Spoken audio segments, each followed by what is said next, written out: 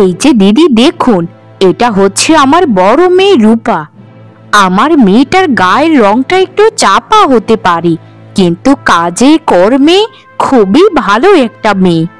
আমার মেয়েটা যদি আপনাদের ঘরে বউ হয়ে যায়, দেখবেন ঘরটা আপনাদের একদম চকচক করবে। সে খুবই গোছালো স্বভাবের মেয়ে। বড় বড় কথা বাদ দিন দিদি, আপনারা তো বলেছিলেন মেয়ের গায়ের রংটা একটু চাপা, এখন তো দেখা যাচ্ছে মেয়েটা পাতিলের কালির থেকেও কালো। আমার ছেলেটার দিকে তাকিয়ে দেখুন একবার, ছেলেটা কত সুদর্শন। এরকম সুদর্শন একটা ছেলের জন্য এরকম একটা মেয়ে বিয়ে করে নিয়ে গেলে আমাদের মান সম্মান থাকবে? না না দিদি, এই সম্পর্ক আমি আর একটু এগোতে চাই না। এরকম বৌমা আমার কোনো দিন প্রয়োজন নেই। লোক সমাজকে এসব বললে তো আর তারা মেনে নেবে না। তারা একটু আধটু রূপ না দেখলে আবার আমাদেরকে কথা শোনাবে। দেখুন না দিদি, যত ইচ্ছে পণ চাইবেন, আমরা সব শর্তে রাজি আছি। তবু আমার মেয়েটাকে আপনাদের ঘরের বউ করে নিন। মেয়েটা বড় হয়ে যাচ্ছে, কিছুদিন পর বিয়ের বয়স পেরিয়ে যাবে, তখন কি করব আমরা বলুন? সে আমরা কি বলবো, আপনাদের মেয়ের বিয়ের বয়স হয়ে গেলেই বা আমাদের কি? শুনুন কাকিমা, এরকম মেয়ে আমার বউ হবে কোনোদিন এটা আমি কল্পনাও করিনি। তাই আমাদেরকে বিদায় দিলেই সব থেকে ভালো হবে। আর দেনা পাওনা লোভ আমাদেরকে দেখাবেন না। আমরা অত লোভী নই, আমরা সমাজের সম্মানের ভয় করি। চলো মা, এখানে আর এক মুহূর্ত নয়, আমাদেরকে মিথ্যে কথা বলে এখানে এনেছেন তারা। বাবা, আমার সাথে রাগ করো না, একটু মেনে নাও না আমার মেয়েটাকে। দেখবে জীবনে খুবই সুখী হবে। চেহারার সৌন্দর্য বেশি দিন থাকে না, কিন্তু মনের সৌন্দর্য সারা জীবন থেকে যায়। শুনুন দিদি, এসব কথা আমাদেরকে বলে আমাদের মন গলাতে পারবেন না। আপনি এক কাজ করুন, অনেক টাকা পয়সা দিয়ে অন্য একটা ভালো ছেলের হাতে আপনার মেয়েকে তুলে দিন, সেটাই আপনাদের জন্য মঙ্গল হবে। আমরা এখন আসি দিদি। কাকিমা, ও কাকিমা, দুধটা তাড়াতাড়ি নিয়ে যান এসে, আমার দুনিয়ার সব কাজ পড়ে আছে। কই গো কাকিমা, কেউ কি ঘরে নেই আপনারা? একটু বেরিয়ে আসুন না, আমার তো অনেক কাজ পড়ে আছে। আপনাদের বাড়ির সামনে প্রত্যেক দিন আমাকে মিনিট দশেক দাঁড়িয়ে থাকতে হয়। এভাবে করতে থাকলে তো আমি আর আপনাদেরকে দুধ দিতে পারবো না। এই 2 টাকার দুধওয়ালি, এত গরিমা কিসের তোমার? জানো না এই দুধটা যা আমার জন্য আমার মা বাবা রেখে দেয়? এক তো দুধ বিক্রি করো, তার উপর আবার বড় বড় কথা। আমাদেরকে দুধ যদি না দিয়েছো তো তোমাদের গরুগুলোকে নিয়ে আমি চলে আসব। তোমরা শুধু আমার সুন্দর চেহারাটাকেই দেখেছো, কিন্তু আমার এই চেহারার ভেতর যে রাগটা আছে সেটা তোমরা কেউই দেখোনি। তাই যা বলবে মুখটা একটু সামলিয়ে কথা বলবে। রাগ করছো কেন টিনা? আমি কি তোমাদেরকে এসব সত্যি সত্যি বলেছি নাকি? এগুলো তো কথার কথা। তুমি যে কেন সবসময় আমাকে ভুল বুঝো, এটাই তো আমি বুঝি না। তোমাদের পরিবারের সাথে সম্পর্ক আমার তো 2-3 দিনের জন্য নয়, প্রায় 3-4 বছর ধরে এই পরিবারে আমি দুধ দিয়ে আসছি, তবু তোমার ব্যবহারটা আমার প্রতি একটুও বাড়লো না। যে ব্যবহারটা শুরুতে করতে সেই ব্যবহারটাই এখনো করো। ও আচ্ছা আচ্ছা, তাহলে তোমাদের মতো দুধওয়ালিকে আমি কি মাথায় করে নিয়ে নাচবো নাকি? শোনো দুধওয়ালি, তুমি কিন্তু আমাদেরকে টাকা দিয়ে দুধ দাও, এমনিতে দুধ দাও না যে তোমার সাথে ভালো মতো কথা বলতে হবে। আমাদের কাছে দুধ বিক্রি করে যে 2 টাকা রোজগার করো, সেটা দিয়ে কিন্তু তোমরা ডাল ভাত খেতে পাও। তাই তোমাদেরকে এত সম্মান দিয়ে আমি কথা বলতে পারবো না। ক্ষমা করো টিনা, আমি তোমার সাথে কথা বলে পেরে উঠবো না। তা তোমার বড় বোন রূপা কোথায়? রূপাকে একটু দয়া করে ডাক দাও, যেন দুধটা নিয়ে যায় ঘরে। আমার অনেক কাজ পড়ে আছে, এমনিতেই অনেকটা সময় নষ্ট হয়ে গেছে। সে ওই কালিটা কোথায় আছে সেটা আমি কি বলবো? তুমি একটু গতর কাটিয়ে খুঁজে দেখতে পারো না? আমাকে দিয়ে কাজ করাতে চাও নাকি?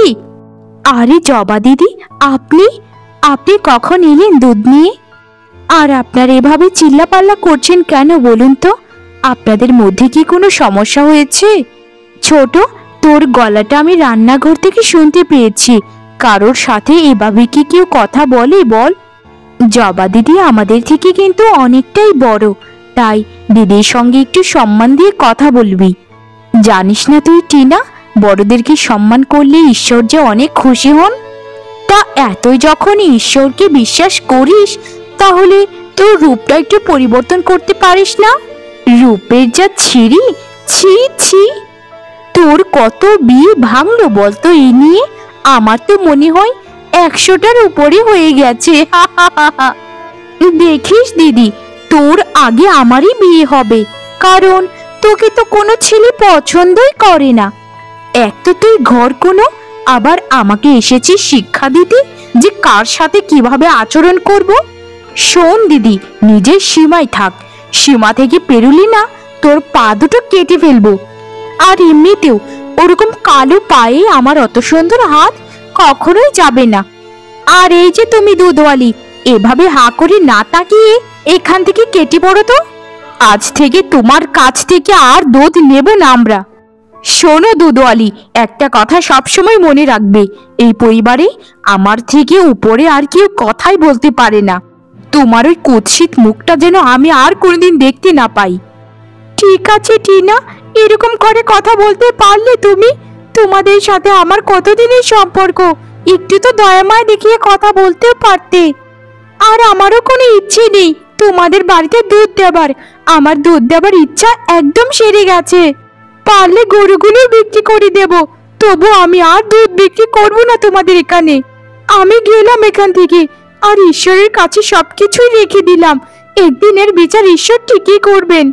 জবা দিদি, টিনার কথাই দয়া করে কষ্ট পাবেন না। ও ছোট মানুষ, কি থেকে কি বলে ফেলে সেটা নিজেও বলতে পারে না।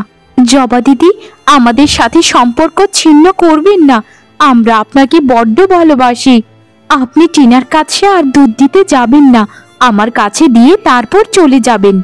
টিনার হয়ে আমি আপনার কাছে ক্ষমা চাচ্ছি, দয়া করে ক্ষমা করে দিন। না বোন রূপা, তোমার কথায় আমি খুব খুশি হয়েছি। তবে তুমি সারা জীবন সুখে থেকো, এই প্রার্থনাই করে গেলাম। আমি আর এই বাড়িতে আসবো না বোন। যে অপমান আমাকে টিনা করলো, সেই অপমান নিয়ে এই মুখ আর দেখাবো না এই বাড়িতে।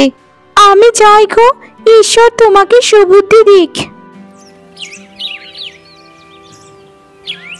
তোমার কথা শুনে যা বুঝলাম, রূপার বোনটা না অনেক অহংকারী। তবে শুনে রেখো জবা, একটা কথা, ওই রূপার বোন টিনার না কোনো দিন ভালো হবে না। রূপ তো তারই সুন্দর হয় যার মনটা সুন্দর থাকে। এরকম রূপের প্রয়োজন নেই বাপু, যে রূপ দিয়ে মানুষের সাথে দুর্ব্যবহার করে। এসব নিয়ে কষ্ট পেও না জবা। তুমি ওদের বাড়িতে দুধ বিক্রি করতে যাও, এত তর্ক করার দরকার নেই ওই অহংকারী মেয়ের সাথে। আমি তো মনে করি ওই বাড়ির মেয়ে রূপা অনেক অনেক গুণে ভালো। ওর গায়ের রংটা একটু চাপা হতে পারে, কিন্তু ওর চোখ মুখগুলোতে কেমন যেন একটা মায়া মায়া লাগে। মনটাও তার কত ভালো, মানুষের সাথে হেসে কথা বলে। তুমি একদম ঠিক কথাই বলেছ, রূপা মেয়েটা না আসলেই অনেক ভালো। সে যখন দেখলো তার ছোট বোন টিনা আমার সাথে দুর্ব্যবহার করছে, তখন সে এসে তার হয়ে ক্ষমা চাইলো আমার কাছে। আমি কি বলি জানো, রূপটাই সব নয়, মনটাই আসল।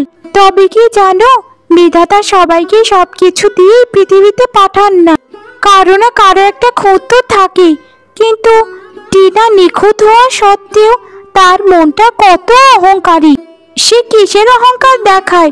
শুধু ওই রূপটারই তো অহংকার দেখায়, আর কিছুই তো নেই ওর। তবে আমার চোখে টিনার বড় বোন রূপা 1000 কোটি গুণ সুন্দরী। সেটা কি তোমায় বলা লাগে?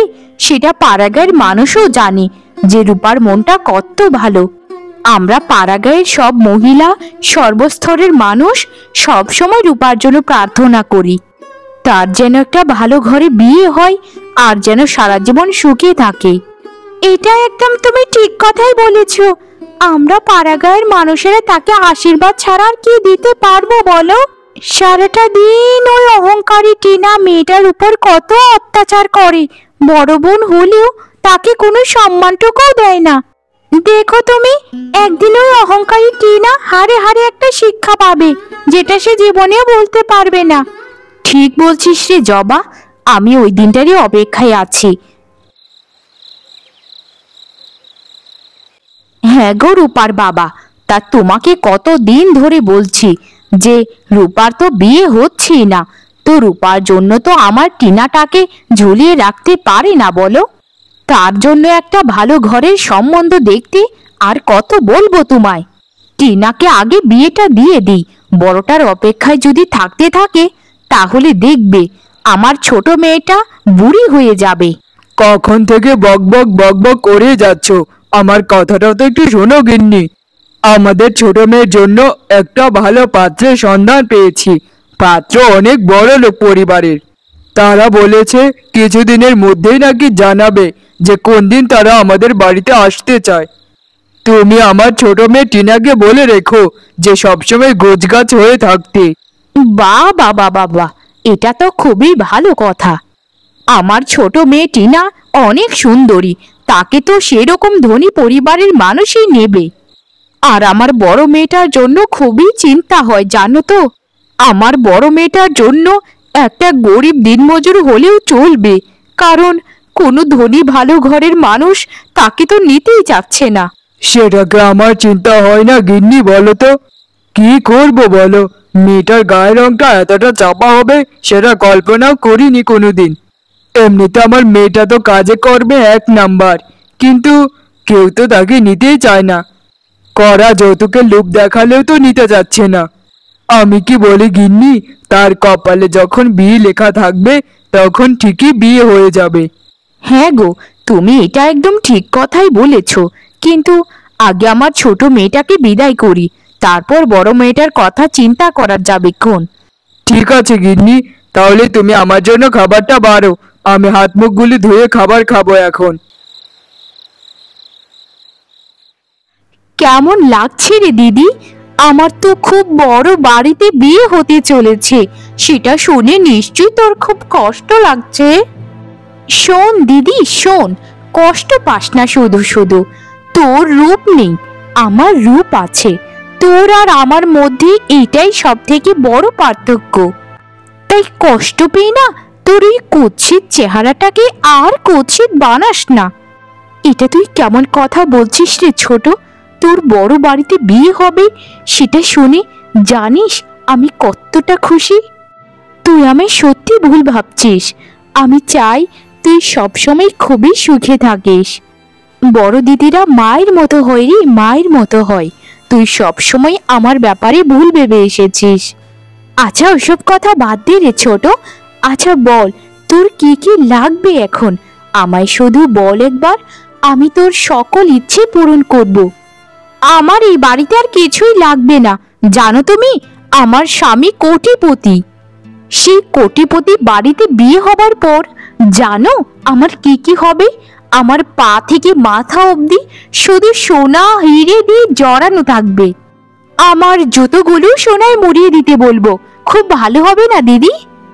আর দেখ না দিদি, তোর কি অবস্থা, না হচ্ছে তোর একটা ভালো ঘরে বিয়ে, না হচ্ছে একটা দিনমজুরের সাথে। আচ্ছা ছোট, বিয়ে কি সব পৃথিবীতে? আরো কত কিছু করার আছে বলতো।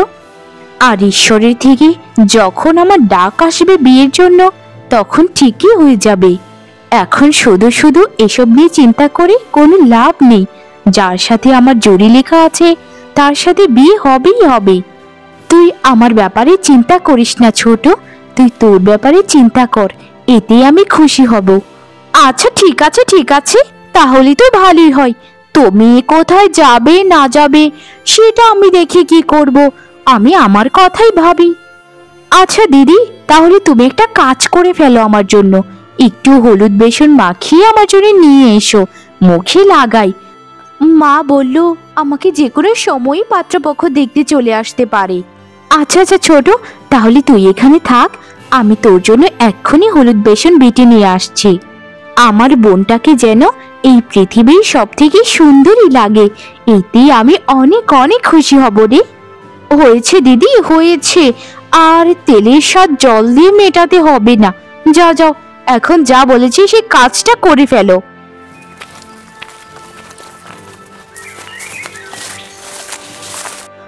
মা, আমায় একটু জল খেতে দেবে? আমি খুব দূরের অতিথি গো, আমায় একটু জল দিলে খুবই ভালো হতো। গলাটা তেষ্টায় শুকিয়ে কাঠ হয়ে গেছে। ভিক্ষে করতে করতে কখন যে 3 ক্রোশ রাস্তা পেরিয়ে এলাম সেটা টেরই পাইনি, কিন্তু আর হাঁটতে পারছি না গো।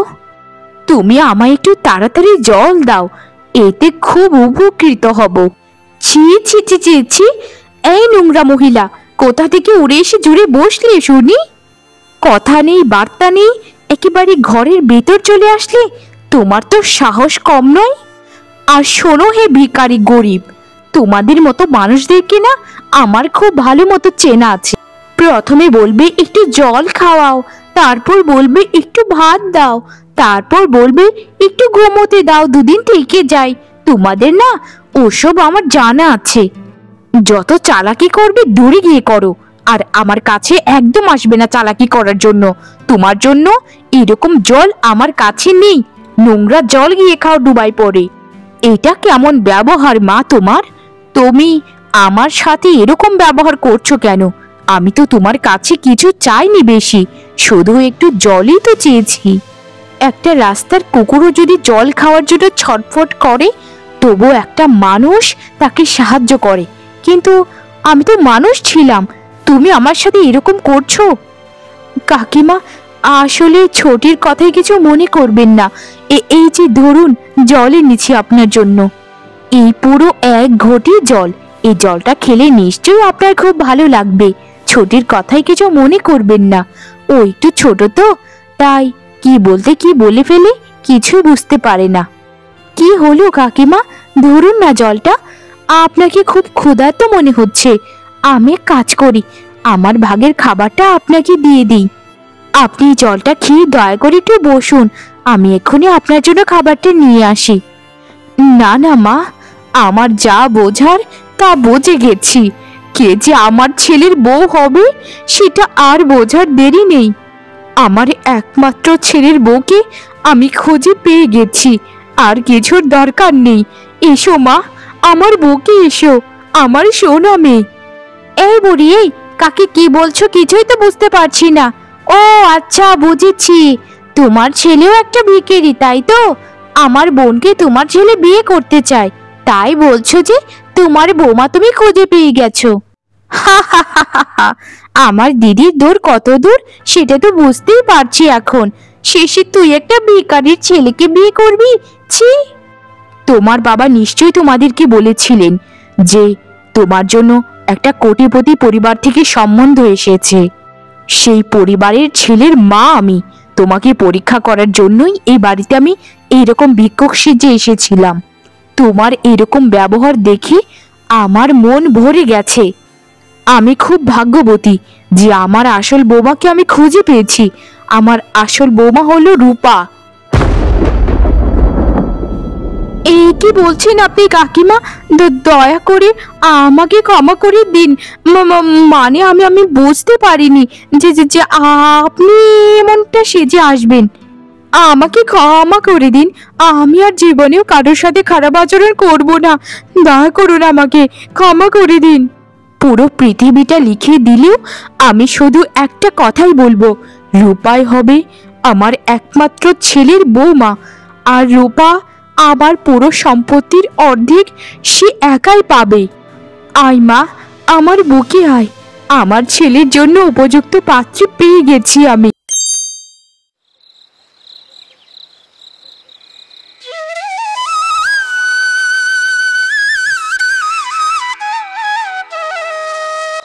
আচ্ছা, তুমি একটা সত্যি কথা বলো তো আমায়, আমি কেমন দেখতে? আমাকে কিন্তু ঢপ মারবে না, যা সত্যি আমাকে তাই বলবে। তোমার 2টো বউর থেকে তোমার কোন বউটা সব থেকে বেশি সুন্দরী সেটাই তুমি আজ বলবে আমায়। এটা তুমি কোনো কথা বললে গিন্নি? হা হা হা হা। কোথায় চাঁদ আর কোথায় মাটি, আবার পায়ের তলার মাটি। হা হা হা। তুমি হচ্ছ এই পৃথিবীর একমাত্র সুন্দরী, আর আমার বর বউ হচ্ছে এই পৃথিবীর মধ্যে সব থেকে কুৎসিত মহিলা। শোনো ছোট বউ, বড় বউ যদি এতটাই সুন্দরী থাকতো তাহলে তোমাকে ভালোবেসে আমি বিয়ে করতাম না দ্বিতীয়বার। এইটা তুমি একদম ঠিক কথাই বলেছো। তোমার বড় বউয়ের কি রূপ! ছি ছি ছি, মাথায় একটা চুলও নেই, টাক মাথার বউ। হা হা হা হা হা। তোমার ওই বড় বউটাকে দেখলে না একদম পেতনির মতো লাগে। হা হা হা হা হা। আচ্ছা শোনো না গো, ওকে তুমি বাড়ি থেকে তাড়িয়ে দিচ্ছ না কেন এখনো? ওকে বাড়ি থেকে তাড়াচ্ছি না কারণ তোমার যে কাজকর্ম করতে কষ্ট হয়ে যাবে গিন্নি, তাই ওকে এখানে রেখে দিয়েছি। সংসারে এত কাজ কে করবে বলো? তুমি যদি করো সংসারের কোনো কাজ, সেটা আমি সহ্য করতে পারবো না, বুঝেছো?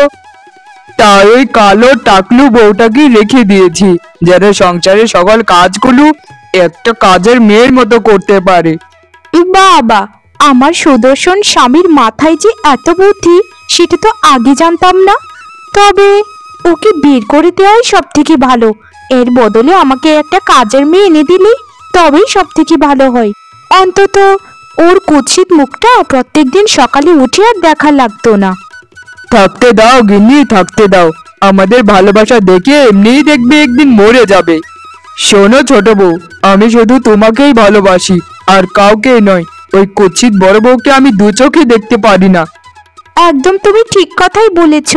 ওকে শুধু তুমি কেন, এই পাড়াগাঁয়ের কেউই দেখতে পারে না, এতটা কুৎসিত চেহারা। ছি। আপনারা খাবেন না? রাতের খাবারের সময় তো চলে যাচ্ছে। রান্না হয়ে গিয়েছে সে কতক্ষণ হয়ে গেল। এখনো যদি না খান তাহলে তো খাবারগুলো বাসি হয়ে যাবে। আমি বলি কি, আগে দুটো আপনারা খেয়ে নিন, তারপর সারা রাত গল্প করবেন। এই যে দেখলি, পেতনির নাম মুখ দিয়ে আনতে পেতনি এখানে এসে হাজির হয়ে গেছে। তা বলি কুৎসিত বউ, দেখছো না আমরা দুজন গল্পগুজব করছি? তোমার ওই কুৎসিত হাতের খাবার না তুমি খেয়ে নাও, আমাদের এত ইচ্ছে নেই। আমরা বেশি হলে হোটেল থেকে খেয়ে চলে আসবো, তবু তোমার হাতের খাবার আমরা খাবো না।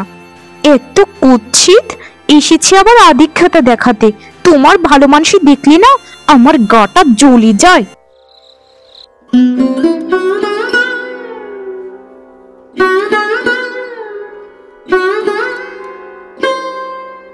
বিধাতা, এই পৃথিবীতে যখন আমাকে পাঠিয়েছিলে তখন একটু সুন্দর করে পাঠালে তোমার কি সমস্যা হয়ে যেত?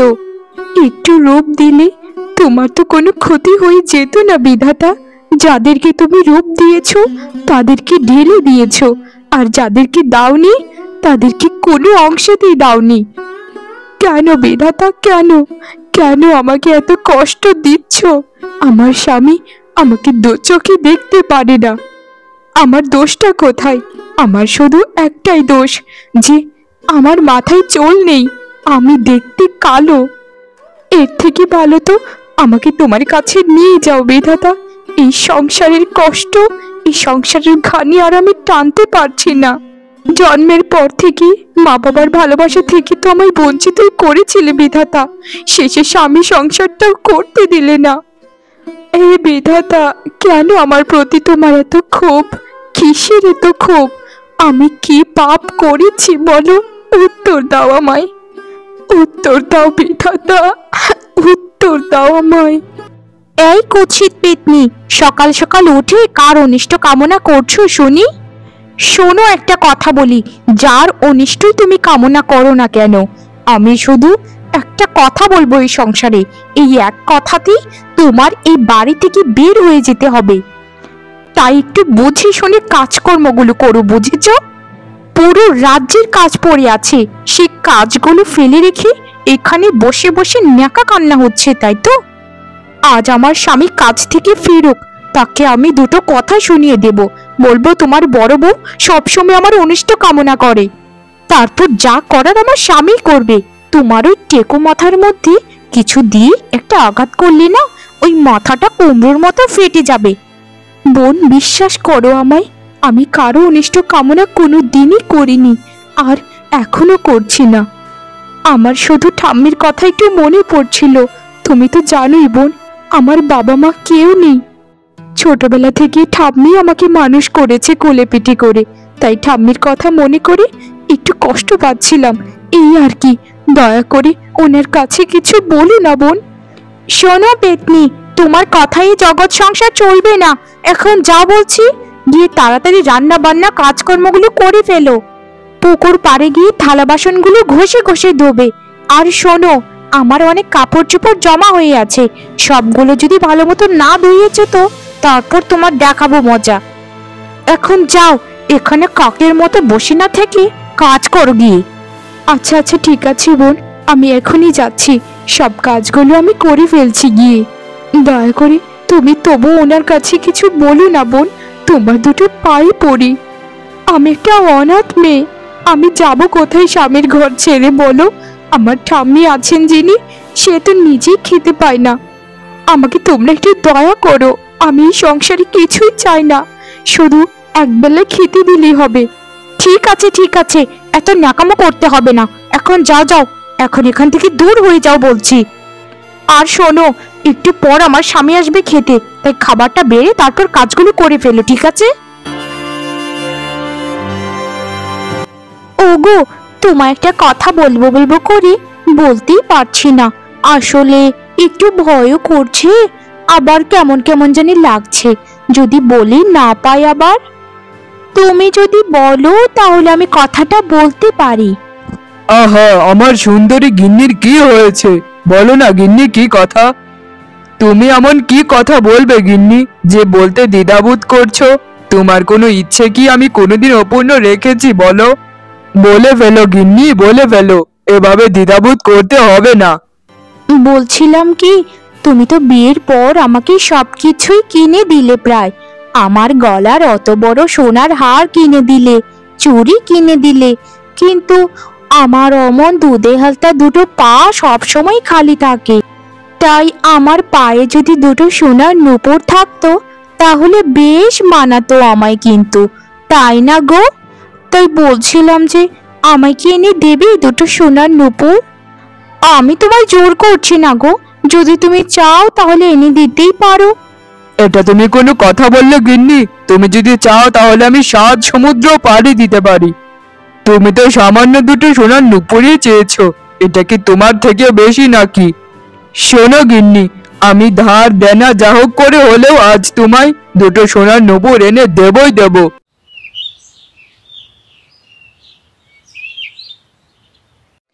আপনি যদি অভয় দিতেন তাহলে আপনাকে একটা কথা বলতাম। কি কথা আবার বলবে শুনি তো? বলছিলাম যে ঠাম্মির কথা না আমার খুব মনে পড়ে। ঠাম্মি আমায় ছোটবেলা থেকে কত কষ্ট করে মানুষ করেছিলেন। আপনি যদি আমায় অনুমতি দিতেন তাহলে কিছুদিনের জন্য ঠাম্মির কাছ থেকে ঘুরে আসতাম। আপনাকে অনুরোধ করে বলছি, কয়টা দিনের জন্য ঠাম্মির কাছে একটু আমায় যেতে দিন, তারপর আবার আমি এই বাড়িতে ফিরে আসব। শোনো তাহলে, একবারে চলে যাও। আর আমার ছোট বউ তোমাকে একদম সহ্য করতে পারছে না, তাই এই কথাটা আমি আগেই তোমাকে বলতাম, কিন্তু মানবতার খাতিরে কিছুই বলতে পারিনি এতদিন। তোমার জন্য আলগা করে খাবার দাবার আমি সংগ্রহ করতে পারছি না, তাই এখান থেকে চলে যাও, এটাই সব থেকে ভালো হয়। সারা জীবন ঠাম্মির কাছেই থেকে যেও। ও মা, এটা তুমি কেমন কথা বলছো? আমি তো শুধু ঠাম্মির কাছে কিছুদিনের জন্যই চাইতে চাচ্ছিলাম, আর তুমি আমায় বলছো যেন একবারে চলে যাই। আচ্ছা তুমি কি মানুষ বলো? তুমি আমাকে মানুষ মনে করো না? এই সংসারের জন্য যে আমি এত কিছু করলাম এতদিন, আমার নামটা কোথায় পেলাম বলো? আমার তো শুধুমাত্র ঠাম্মির কথা খুব মনে পড়ছিল, তাই বলেছিলাম। আচ্ছা তুমি যদি চাও তাহলে আমি যাব না। এই পেতনি, যাবি না কেন রে? আমার স্বামী যখন একবার বলেছে বাড়ি ছেড়ে চলে যেতে, তাহলে তোকে যেতেই হবে আজ।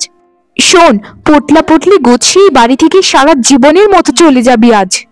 আর বাকি জীবন যদি তোকে এ বাড়ির আঙিনাতেও দেখেছি তো তোর পাগুলো আমি ভেঙে দেব। এখন বিদে হয়ে বাড়ি থেকে, তোর মতো একটা কুৎসিত বউকে আমার স্বামী বসিয়ে বসিয়ে খাওয়াতে পারবে না। যা বলছি যা। ও আচ্ছা ঠিক আছে, তোমরা যখন এটাই চাইছো তাহলে আমি এই বাড়ি ছেড়ে চলে যাচ্ছি। আমারও ইচ্ছে নেই এই বাড়িতে থাকার। আমি জঙ্গলে গিয়ে না খেতে পেয়ে মরে থাকবো, তবু তোমাদের বাড়িতে যেন না আসতে হয় আমাকে। তোমরা দুজন সারা জীবন সুখী থেকো, শান্তিতে থেকো, আর ঈশ্বরের কাছে প্রার্থনা করি তোমরা যেন কখনো দুঃখ না পাও। তোমার বলা হয়ে গেছে, এখন এখান থেকে বিদায় হও। তোমাকে আমার ছোট বউ একদম পছন্দ করছে না। যত সব আদিক্ষাতা দেখাতে আমার এখানে চলে আসে। যাও বলছি, যাও।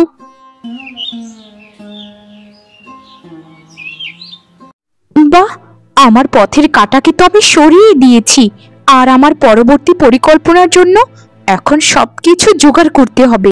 আমি যতদিন না পর্যন্ত স্বামীর এই বাড়ি ঘর সব সম্পত্তি লিখে না নিয়েছি আমার নামে, ততদিন পর্যন্ত আমার শান্তি নেই। আর ওই লোককে আমি কখনোই ভালোবাসি না, শুধু ভালোবাসার নাটক করে যাচ্ছি এতদিন। আমি সবকিছু নিয়ে এখান থেকে পগার পার হয়ে যাব। হা হা হা হা হা। তারপর বুঝবে যে সৌন্দর্যের পেছনে ঘুরে তার কি অবস্থাটাই না হয়েছে। শুধু সময়ের অপেক্ষা। ওই যে একটা কথা আছে না, পাগলে কি না বলে আর ছাগলে কি না খায়। আমার মতো একটা সুন্দরী মেয়ে এই চাষের ঘরে থাকার কোনো ইচ্ছেই নেই। আমি তারপর সবকিছু লিখে যাব জমিদারের গিন্নি হতে। আমি হব জমিদারের গিন্নি, জমিদারের। হা হা হা হা। এসব কি সত্যি যা শুনছি আমি? তুমি এই বাড়ি বন্ধক রেখে আমার জন্য নূপুর এনেছিলে সোনার, এটা কি সত্যি? তাড়াতাড়ি বলো আমায়। তুমি আমার সাথে প্রতারণা কিভাবে করতে পারলে এত বড়? তোমার এখন অসুস্থ শরীর, তোমার সাথে আর আমি এক মুহূর্ত থাকতে পারবো না। তুমি থাকো তোমার মতো, আমি তোমাকে ছেড়ে সারা জীবনের মতো চলে যাচ্ছি। তুমি এখন অসুস্থ হয়ে গেছো, তোমার সেবা যত্ন করে আমি আমার নিজের জীবনটা শেষ করতে পারবো না। গিন্নি, এটা তুমি কি বলছো বলো তো? তোমায় আমি এত ভালোবেসেছি সারা জীবন। তোমার কথা মতো আমার অত ভালো বড় বউকে তাড়িয়ে দিয়েছি পর্যন্ত, শুধু তোমার কথা ভেবে, তোমার সুখের কথা ভেবে। এখন তুমি আমার এই অসুস্থতায় আমাকে ছেড়ে চলে যাচ্ছ গিন্নি। হায় রে জীবন, আমি এতদিন মিথ্যে মরীচিকার পেছনে ছুটেছি, শুধু তোমার পেছনেই ছুটেছি। আমি জানতাম না যে তুমি আমার সাথে অভিনয়ে সংসার করছিলে এতদিন। চলে যাও, তুমি চলে যাও। আমাকে তোমার দরকার নেই, আর তোমাকেও আমার দরকার নেই। তুমি হচ্ছ সুবিধাভোগী। যখন আমি সুস্থ ছিলাম, আমার টাকা পয়সা ছিল, তখন তুমি আমার সাথে খুব ভালোই ছিলে। এখন আমার কিছুই নেই, তাই আমাকে ছেড়ে চলে যাচ্ছ আজ। আমি তোমার সাথে থাকলে আমার জীবনটাই শুধু নষ্ট হবে, আর কিছুই নয়। পাশের গ্রামের জমিদার আমাকে সম্বন্ধ পাঠিয়েছিল, আমি ওনাকে গিয়ে এখন বিয়ে করে নেব। তুমি এখন মরে যাবে নাকি বেঁচে থাকবে, এত কিছু দেখার আমার সময় নেই। আমি আমার মতো কেটে পড়ছি বাপু।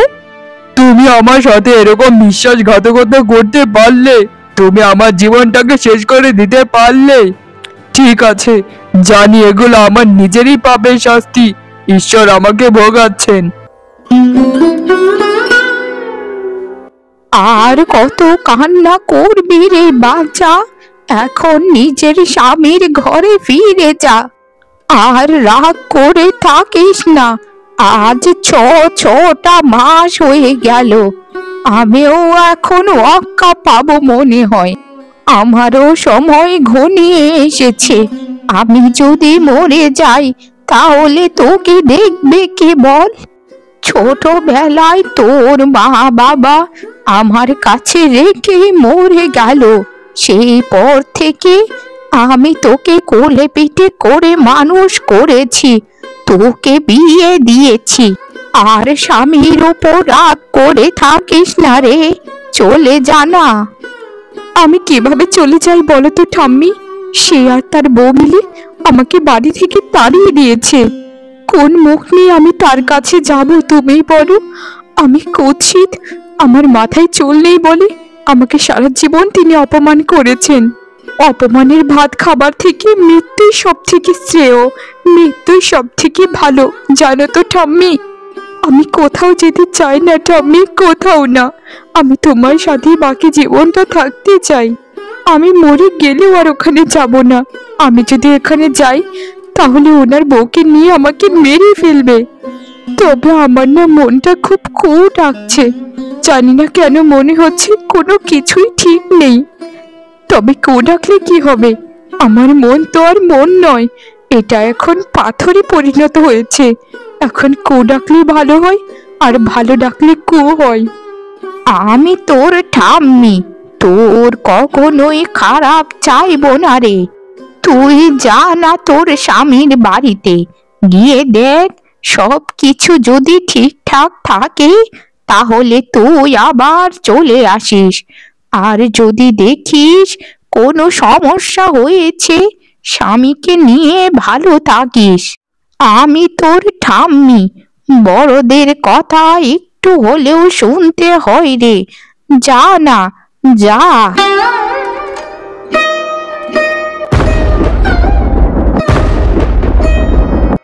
তুমি এসেছো গিন্নি, এসেছো তুমি?